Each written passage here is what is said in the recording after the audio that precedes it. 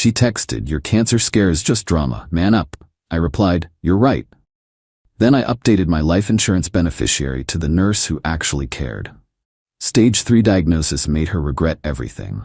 I, 38, am an architect. My entire life is about structure, plans, and ensuring foundations are sound before you even think about the windows. I apply that logic to everything, which is why this whole situation feels like I've discovered a fatal flaw in my own building's blueprints. My girlfriend of 5 years, Clara, 35, and I built what I thought was a solid life.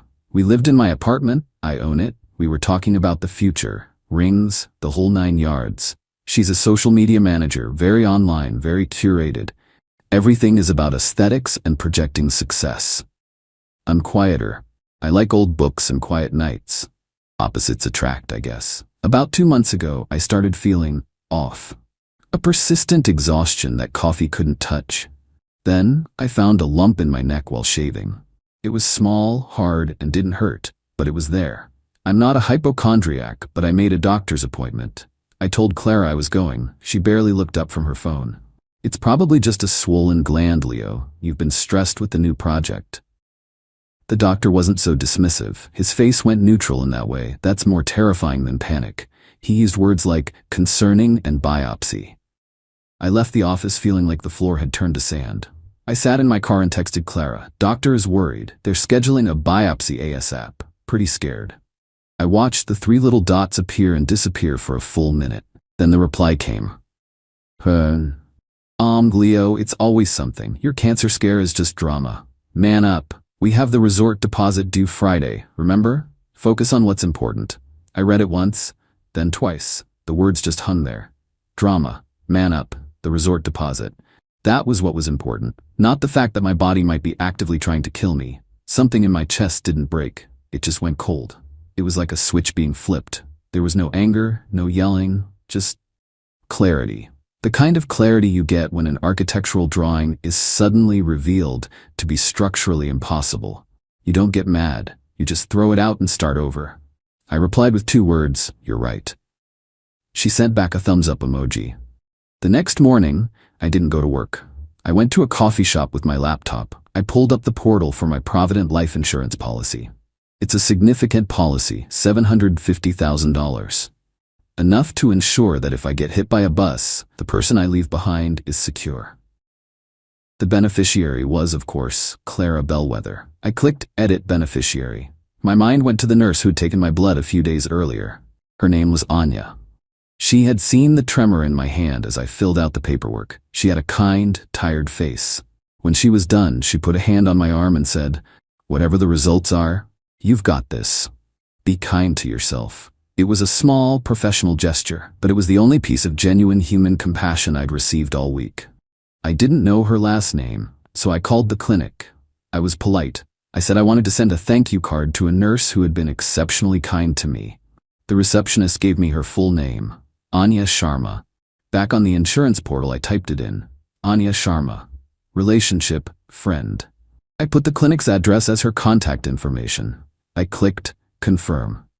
The system sent me a 2-factor authentication code. I typed it in. A green checkmark appeared.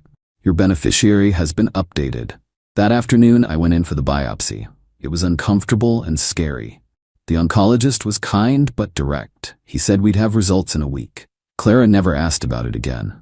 The week went by. She was busy planning our vacation, showing me pictures of infinity pools and complaining about her friend's tacky wedding theme. I just nodded along. I was an observer in my own life. Yesterday my phone rang. It was the oncologist. He wanted me to come in. I knew. It's stage 3 Hodgkin's lymphoma. The prognosis is good, they say. 80 to 90% survival rate with treatment, but it's going to be a long, brutal road. Chemo, radiation, sickness, hair loss. I sat in my car for an hour after the appointment, the same spot as before. I thought about the insurance policy. I thought about Anya, a near stranger whose small kindness felt like a lighthouse. And I thought about Clara's text. Your cancer scare is just drama. Man up. Well, the scare is over. The drama is just beginning. And I have, in fact, manned up. I just don't think she's going to like how I did it. Update 1. It's strange how quickly your world can shrink. It now consists of my apartment, the oncology wing, and the grocery store. Chemo is as awful as they say. The first round hit me like a freight train. I'm tired in my bones. I told Clara the night I got the diagnosis. I sat her down on the couch, the one she picked out, the one that's stylish but horribly uncomfortable. We need to talk. I got the results from the biopsy. Okay, one sec, my cousin is having a meltdown over her caterer. Clara, put the phone down. She sighed, the sound of immense suffering, and tossed her phone onto the cushion. What's up? It's cancer. Stage 3 lymphoma. I watched her face for a flicker of something. Sadness, fear, empathy. Instead, I saw her mind working, gears turning. The first words out of her mouth were not, "Are you okay?" or "I'm so sorry." They were, "Oh my God, so the vacation is off?" I just stared at her. Yes, Clara, the vacation is off. Well, we're going to lose the deposit. That's over $1,000, Leo. I felt that cold calm wash over me again. I think we have bigger problems than a resort deposit. Then came the pivot. She moved closer, put her hand on my knee. The performance began. Oh baby, of course, I'm just in shock. We'll get through this. We will fight this. You're not alone. The word "we" sounded so foreign. She had been a million miles away when I was scared. But now that there was a real, tangible crisis, a drama she could star in, she was all in. I let her play the part for a few days. She was a whirlwind of activity. She made a big show of making me a kale smoothie, which I couldn't keep down. She posted a long, vague caption on Instagram about facing life's challenges with a filtered photo of us from last summer. The likes and "you're so strong" comments poured in. She was thriving. The other night, the topic of finances came up. She brought it up, of course, casually. We should probably make sure all our ducks are in a row. Just in case. Your will, your insurance, everything should be clear. I've handled it. Good. My name is on everything, right? As your partner, it should be. I took a sip of water. My mouth was dry from the meds. I updated my life insurance policy, yes? She beamed. Oh, good. It's just smart to be prepared. The sole beneficiary is now a woman named Anya Sharma. The smile froze, then melted off her face. What? Who the hell is Anya Sharma? Is this a joke? She's a nurse. She was kind to me when I was terrified, and you told me to man up. I have never seen a person's face change so fast. It went from concerned girlfriend mask to pure, unfiltered rage. Her voice, usually so curated for her audience, dropped into a low snarl. You did what? Are you insane? You're going to leave $750,000 to some random medical assistant you met once? Yes. After 5 years? After everything I've invested in this relationship? That money is for our future. It's for me if something happens to you. You made it very clear what was important. The resort deposit. Not me. I've adjusted my priorities accordingly. She stood up, her whole body vibrating with anger. This is because you're sick. Your brain isn't working right. The chemo is making you crazy. I'm not gonna let you do this. I'm your next of kin, practically. You're my girlfriend, Clara, and that is a position that is being terminated. I want you to move out. I'll give you 30 days, as is legally required. I'll even pay for the movers. The argument that followed was epic. She screamed. She cried fake tears. She threatened. She accused me of cheating on her with the nurse. It was a masterclass in manipulation. I just sat there, too tired to fight back, and let it wash over me. When she finally ran out of steam, I just said, 30 days, Clara. The clock started tonight. She's still here for now. The atmosphere in the apartment is toxic. She alternates between silent, resentful glares and sudden, saccharine attempts to be the perfect caregiver. See, Leo? I'm here for you. Don't I deserve to be protected? She'll say while fluffing a pillow. I just turned the page of my book. She doesn't get it. This isn't a negotiation. It's a demolition. The foundation was rotten. I'm just tearing the whole thing down. Update 2. The 30 days are up. Clara is not gone. Her strategy has evolved. After the rage failed, she switched to a campaign of psychological warfare. Her latest angle is that I am medically and mentally incompetent. She's been planting these seeds with anyone who will listen. Her mother called me last week, a woman who I've had maybe 10 conversations with. She was oozing fake concern. Leo, honey, Clara is so worried about you. She said the treatments are making you not yourself. making rash decisions, pushing away the people who love you. Maybe you should let her handle your finances for a while, just until you're feeling stronger. I politely told her my cognitive functions were perfectly fine and ended the call. Clara also tried to ambush me with her brother Damon. He's a car salesman who carries himself like a hotshot corporate lawyer. He showed up one evening while Clara was out. He let himself in with her tea. I was on the couch, feeling like death warmed over after a chemo session. Damon, Leo, we need to talk, man to man. I'm not feeling up to it, Damon. You're screwing over my sister. She stood by you. And you're having some sick guy fantasy about a nurse? You need to sign a durable power of attorney over to Clara. It's the right thing to do, so she can protect your assets from yourself. He actually had a printed out form with him. He slid it onto the coffee table. The audacity was breathtaking. I started to laugh. It was a weak, wheezing laugh, but it was genuine. Me, get out of my house. You're making a big mistake. We can get you declared incompetent, you know. A judge will see you're not in your right mind. Then you should start filing the paperwork. Let me know what your lawyer says. Now get out. He left, but the incident spooked me. The next day, I had a new deadbolt put on the door that works with a key code. I gave Clara written notice that her key was no longer valid and she had 48 hours to vacate before I considered her a trespasser. That brings me to the latest escalation, my artifact, as some of you might call it. I have a collection of vintage sci-fi pulp magazines from the 40s and 50s. They're not just collectibles to me. My grandfather got me started on them. They're my one real passion. They're also worth a surprising amount of money. Probably around $40,000 for the whole collection. I keep them in archival boxes in my study. I came home from treatment yesterday to find Clara finally packing her things. Boxes were everywhere. I was relieved. But as I walked past my study, I noticed the door was ajar. The shelf where I keep the collection was empty. My heart sank. I walked into the living room where she was taping up a box. Me, Clara, where are my magazines? She didn't even look at me. I put them in storage, for safekeeping. What are you talking about? Where are they? You're not well, Leo. You might do something foolish, sell them for nothing. I'm protecting your assets.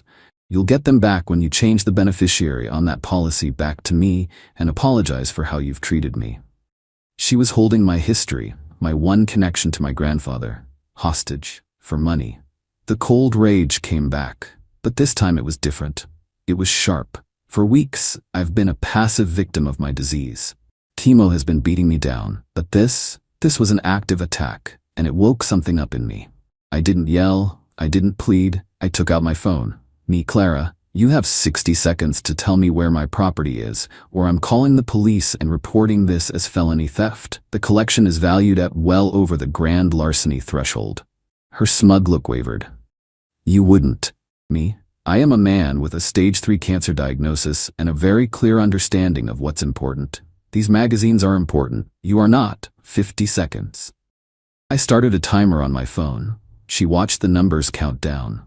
The bravado drained from her face, replaced by panic. She thought she was playing a game of emotional chicken. She didn't realize I had already ripped the steering wheel out of my own car. At 15 seconds, she cracked.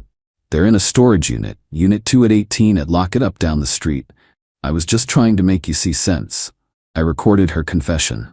Then I sent her a copy of it. Me, your things need to be out of my apartment by noon tomorrow. A locksmith will be here at 12:01 p.m. If you or your brother ever contact me or my family again, I will get a restraining order. We are done. I spent the rest of the night online researching lawyers. Not for the magazines. For the eviction. For a restraining order. For everything. He told me to man up. I'm a man of structure and plans, and I'm building a fortress. Final update. It's over. All of it. First, my health. The last chemo round was a month ago. A PET scan last week showed no evidence of disease. I'm in remission. The word feels fragile, like thin glass, but it's the most beautiful word I've ever heard. The road to full strength is long, but for the first time in a year, I feel like I'm walking towards something, not away from it. Now Clara. She did not go quietly into the night. The day after my ultimatum, she was gone by noon. But the fight wasn't over. She refused to give me the key to the storage unit. She thought she still had leverage. So I took her to small claims court. It's amazing how the threat of a legal judgment can focus the mind. The hearing was a joke. I came prepared. I had the original receipts for some of the rarer magazines, a certified appraisal of the collection's value from 2 years ago, the audio recording of her confessing to taking them, and a copy of the text where I demanded them back. Clara, representing herself, tried to argue that she was a concerned partner safeguarding the assets of a mentally compromised patient. She even had her mom there as a character witness. The judge, a no-nonsense woman who looked like she'd seen it all, listened patiently. Then she looked at Clara. "So, Miss Bellwether, your argument is that you took property valued at approximately $40,000 from the home of its legal owner without his permission and refused to return it because you felt he might mismanage it due to a health crisis? I was just trying to help." That's not help, that's theft. Judgment for the plaintiff, for the full appraised value of $41,250 plus court costs. You have 30 days to pay, or the plaintiff can begin collections proceedings. Next case. The look on her face was worth more than the money. The judgment is now a lien against her. Every time she applies for a car loan or a credit card, my name will pop up, a permanent monument to her greed. She eventually gave up the key to the storage unit. I got my magazines back. Her final gambit was a few weeks ago. She ambushed me outside my building. She looked haggard. The curated Instagram life had clearly taken a hit. She tried to cry. "Leo, I made a mistake. I was scared. I know I messed up, but I still love you. Can't we just go back? I saw your mom's post that you're in remission. It's a miracle. It's a sign for us to start over.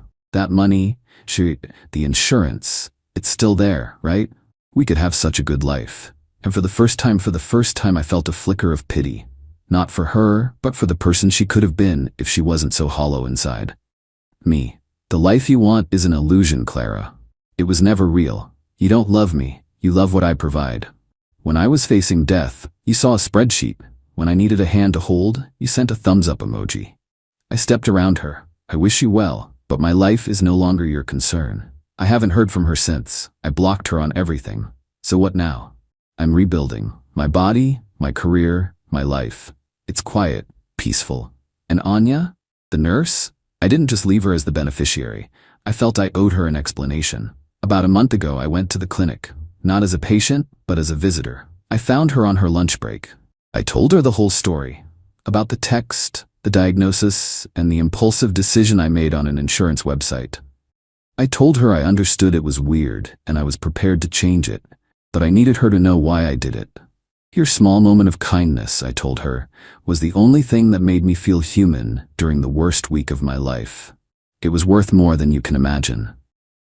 She just listened, her expression unreadable. When I was done, she was quiet for a long moment. Then she said, "Keep it. Don't change it. Live a long, boring, happy life and make sure I never see a single penny of it." Deal? I agreed. We've had coffee a few times since then. As friends. She's a good person who loves hiking and has a ridiculous dog. There's no romance, no movie-ending kiss. It's just nice. It's a friendship built on a solid foundation. And right now, that's all I need. The $750,000 is still in her name. And I plan on living so long and so well that she'll have to wait another 50 years to collect. That seems like the best kind of revenge.